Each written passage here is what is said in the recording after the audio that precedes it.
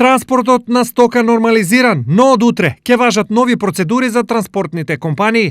Ова подразбира задолжително поседување на посебна дозвола за влез и излез од државата за сите професионални возачи. За да нема застој, ги упатуваме транспортните компании. Дозволите да ги вадат преку асоциациите на транспортери. Исто така, утврдени се и строги процедури за постапување во синџирот на утовар, растовар и превоз на стока во меѓународниот и внатрешниот превоз.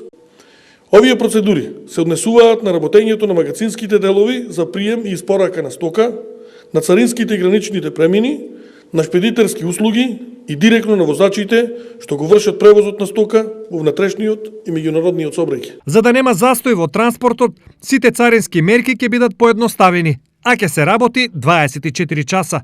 Имено за време трајање на полицискиот час дозволено е движењето на транспортни средства во рамките на транзитната постапка со транзитен придружен документ Т1.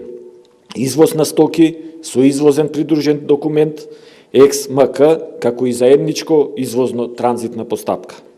Превозниците кои се движат во рамките на поедноставена постапка во транзит, овластен примач и поедноставена постапка локално царинење при увоз не смеат во никој случај да ја напуштат одобрената локација за време трајање на полицискиот час. Што се однесува за патничкиот сообраќај, сите меѓународни линии и понатаму остануваат затворени, а градскиот и меѓуградскиот транспорт мора да се ограничи на 50%, за да се овозможи пропишана дистанца од 2 метра меѓу патниците.